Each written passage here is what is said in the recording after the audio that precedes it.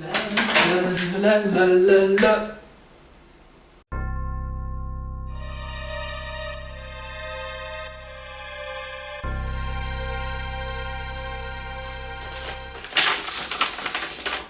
Un disque dur? Qu'est-ce qu'il peut bien y avoir là-dedans? Oh non! Oh non! Ah!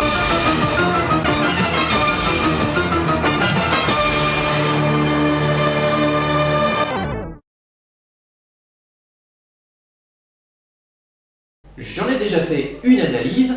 Taxi est une série dont la qualité a décliné avec le temps, que ce soit en termes d'humour, de cinématographie ou d'intérêt du public.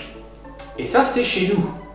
Les Américains, eux, n'ont eu vent de la série qu'avec le remake de 2004 qui vend Queen Latifah en vedette, et que, pour être honnête, je n'ai pas vu.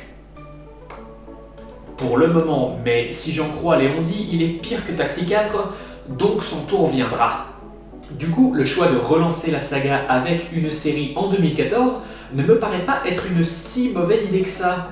En cas de succès, les Américains ont la perspective de voir tous les films français refaits, puisque le public est désormais investi. Un cadeau sacrément empoisonné, mais passons. Et la France peut se réjouir d'avoir fait rêver les Amerlocs, et accessoirement gâcher leur pognon au ciné pour voir les remakes de films qu'ils ont déjà vus. Parce que, comme aurait dit le général de Gaulle, les Français sont des veaux. Un plan plutôt bien rodé et qui ne pourrait échouer qu'à une seule condition, que la série en question, à savoir Taxi Brooklyn, est un bon gros tas de fientes. Ai-je mentionné que ce concept a été abandonné après une saison? Analysons. Taxi Brooklyn raconte l'histoire de Cat Sullivan, une flic de New York torturée par son passé en quête de réponse sur l'assassinat de son père, joué par Chyler Leigh, que vous reconnaissez sans doute si vous appréciez l'ode à l'humour stupide qu'est Sex Academy, un film qui s'ouvre par une scène où un vibromasseur tombe dans un gâteau d'anniversaire. Des carrières sont mortes pour mieux que ça. En réalité, elle est donc un hybride entre Émilien et Petra, et la confusion s'étend jusque dans le script, mais on y reviendra.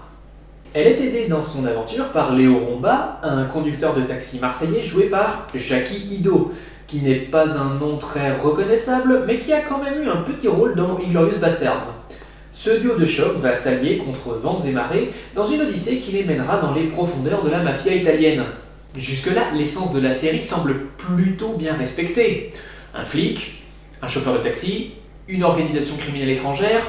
Je dirais même plus, l'ouverture du premier épisode montre une course-poursuite entre Léo dans son taxi et Kat. Et bien qu'elle pose de petits problèmes, notamment le fait que Kat, tout comme son équivalent émilien d'ailleurs, est censée être une tanche au volant selon son partenaire. Non, Sylvain, non, tu connais pas, non.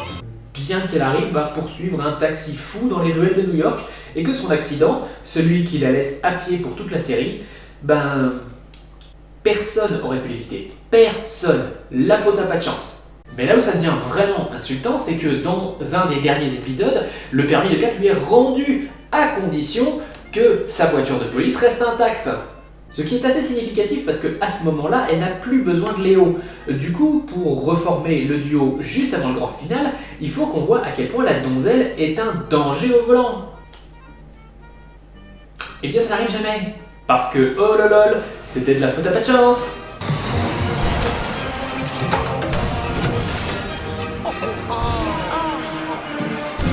J'imagine que c'est pour éviter le cliché du femme au volant, mort au tournant, et oui, bon, d'accord, c'est super quand on peut éviter les clichés, mais c'est un tout petit peu hypocrite quand on sait que un épisode tout entier est dédié à celui que les noirs d'une grosse... Je parlais de quoi déjà? Ah oui! Le tout début du premier épisode. Cette scène est super bien filmée. On est très proche de ce qui faisait Taxi un bon film. C'est intense, c'est rapide, c'est lisible. Et j'espère que vous saurez l'apprécier parce que c'est la meilleure scène de toute la série. Qu'on a commencé depuis seulement 2 minutes 30. Après ça, on est plus ou moins obligé de passer par la case présentation des personnages. Et c'est là où les choses commencent à sérieusement dérailler, parce que les personnages sont à jeter aux oubliettes en même temps que le scénariste, le dialoguiste et le reste de l'équipe technique. Pour l'exemple, vous voyez, Taxi Brooklyn se veut réaliste. Alors ils ont fait du personnage de Kat un flic compétent. Bah, je suis chauffeur de taxi. Non.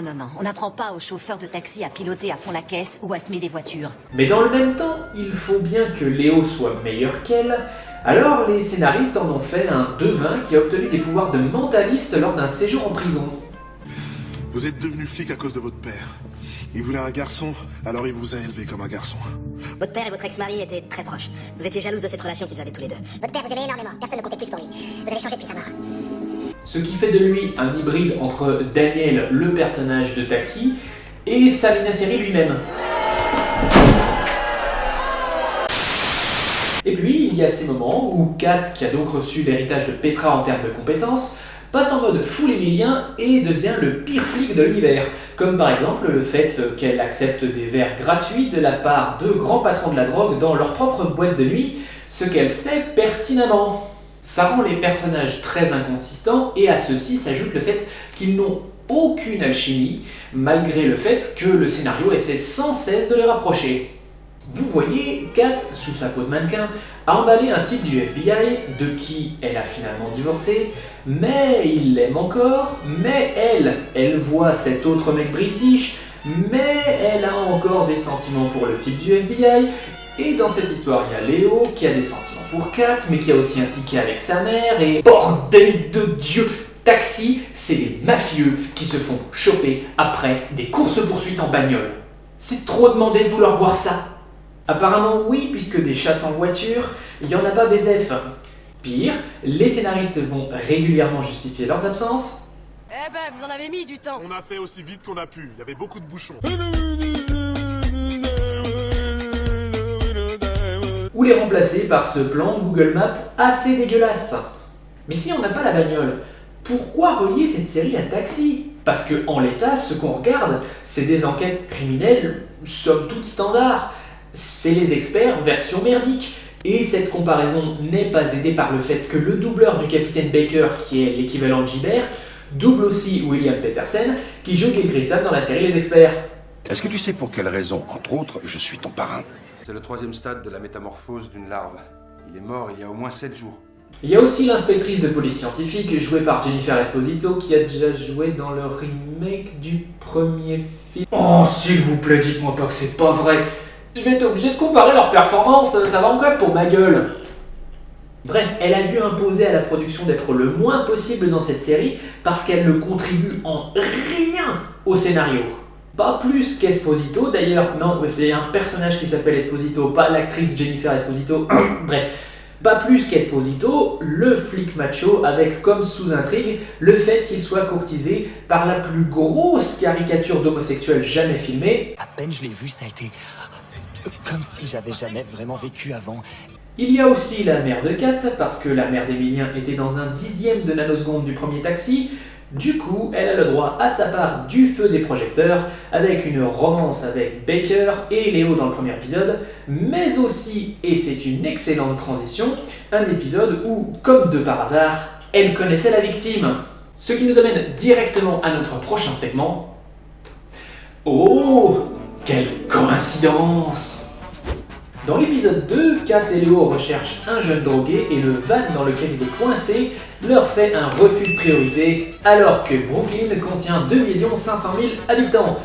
Quelle coïncidence! La nouvelle héritière de la mafia italienne est la meilleure amie de Kat. Quelle coïncidence! En plus d'avoir déjà été vue dans Darker Than Black. Malgré le fait que Kat et Léo complotent pour que Baker et la mère se fréquentent, un storyboard digne de Citizen Kane, je sais, ils étaient déjà ensemble depuis des mois. Quelle coïncidence! Oh, et celle-là c'est la pire. Dans cet épisode, on identifie un terroriste par le fait qu'il porte un maillot du PSG. Regardez. Il y a un genre de maillot avec le numéro 30. Ouais, et sous le marine, on dirait un t-shirt des New York Yankees. Il y a quelques années, ils avaient un super joueur qui portait le numéro 39. Non, ça c'est le numéro de Nicolas Anelka, un type qui a joué pour l'ennemi, le Paris Saint-Germain. Et alors, oh quelle coïncidence!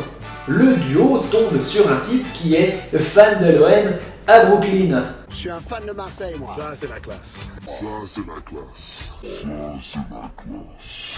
Soit dit en passant, et vous l'avez peut-être identifié, c'était un caméo inutile de Patrick Timsit, un acteur que la clientèle américaine doit très vite reconnaître, j'en suis persuadé.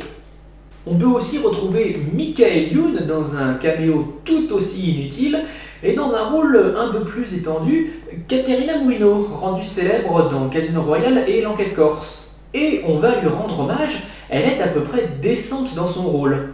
À part elle et Jackie Ido aussi, tout le monde est immonde. Et ce phénomène est concentré dans l'épisode 4, qui est rempli de gamins tous plus ignoblement doublés les uns que les autres. Où il est, Kevin? Est-ce qu'on peut rentrer maintenant? Mais ce serait trop injuste de tout mettre sur le dos des acteurs ou des doubleurs. Le scénario a été écrit par un manchot dyslexique. Cet épisode raconte l'histoire très poignante de 8 orphelins dont la gardienne meurt, quoique l'épisode est si mal traduit qu'on pourrait croire que en fait, c'était leur mère biologique. Le tout sur fond de trafic de drogue. Un sujet qu'on pourrait prendre au sérieux, si ce n'est le fait que tous les mômes sont censés jouer Joker façon Dark Knight, et qu'un point primordial de la résolution met en scène un gamin de 1m10 de haut les bras levés, conduisant un taxi volé pour retrouver sa tante qu'il a retrouvée grâce à l'astrolabe qu'il a dans l'œil. Et pour répondre à votre question, oui, tous les épisodes sont scriptés de manière à peu près aussi incompétente, mais celui-là c'était le pire.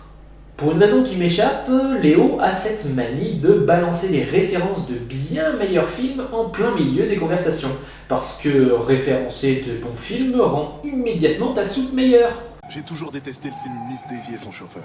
Les zombies se déplacent pas aussi vite. Non, 28 jours plus tard et dans World War Z qui avale comme des lapins. Je suis dingue de Point Break, il est énorme. C'est bon, tu peux arrêter. En pratique, c'est chiant et on a envie d'étrangler le réalisateur, qui pour la moitié des épisodes s'est avéré être Gérard Kravtsich, réalisateur de Taxi 2, 3 et 4, mais pas du premier. Il n'y a pas de hasard. Alors après, trouvons du réconfort de notre malheur. L'épisode 8, celui avec le caméo de Patrick Timsit, qui traite d'une attaque terroriste sur un mariage interreligieux, est tellement immonde qu'il en est hilarant et on aurait tort de s'en priver. Mais la plus grosse blague de Taxi Brooklyn se cache dans les 2 derniers épisodes, où le scénario principal, dont on n'avait plus entendu parler depuis l'épisode 5, refait surface, en plus d'une nouvelle sous-intrigue comme le passé de Léo qui revient de Marseille pour le traquer. Ces épisodes, qui, sans spoiler, se terminent par un mort, 3 kidnappés et un blessé grave, ces épisodes se terminent par un cliffhanger.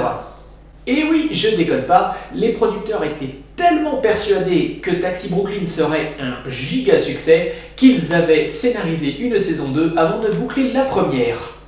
Encore un cliché à rajouter à la longue liste décriée dans la série, les Français sont arrogants. Si on devait noter Taxi Brooklyn sur l'échelle EuropaCorp, où Taxi 1 est un plat étoilé servi avec un délicieux massage et Taxi 4 une promenade pieds nus sur une route de clous rouillés, on se situe quelque part entre Taxi 11 et 12. Il n'y a absolument rien qui puisse être sauvé dans cette série. Le scénario, en plus d'être cliché, est oublié très vite pour ne revenir qu'à la fin. La majorité des acteurs jouent la comédie comme un politicien qui se lance sur YouTube. Le peu d'identité visuelle que la série essaie de mettre en place disparaît incognito en milieu de saison. Et surtout, ce truc n'a aucun rapport avec la série Taxi. Oh, il y a la voiture, certes, mais il n'y a pas ou très peu de poursuites, pas de cascade, pas de gang surmotorisé, pas d'alchimie entre le duo principal, il n'y a même pas d'attaque gratuite contre la police. En revanche, il y a beaucoup de clichés racistes, mais en essayant de les pointer du doigt, la série leur enlève le côté tranchant de la satire, avant de remettre une bonne couche de clichés racistes ou sexistes, mais cette fois-ci sans les blagues. C'est vraiment difficile de trouver quelque chose que Taxi Brooklyn fait bien. En l'état, c'est une version très diluée des experts, et donc qui n'a aucune saveur. Elle est bien pire que Taxi 4, ce qui est en soi un sacré exploit. La seule chose de positive que je pourrais dire à son sujet, c'est qu'elle est peut-être meilleure que le remake US de Taxi 1. Mais pour être sûr que je sois prêt à tacler ce film, je vais avoir besoin d'entraînement. C'est pourquoi je vais analyser des remakes, les comparer, les disséquer, jusqu'à ce que je sois suffisamment fort. Priez pour moi.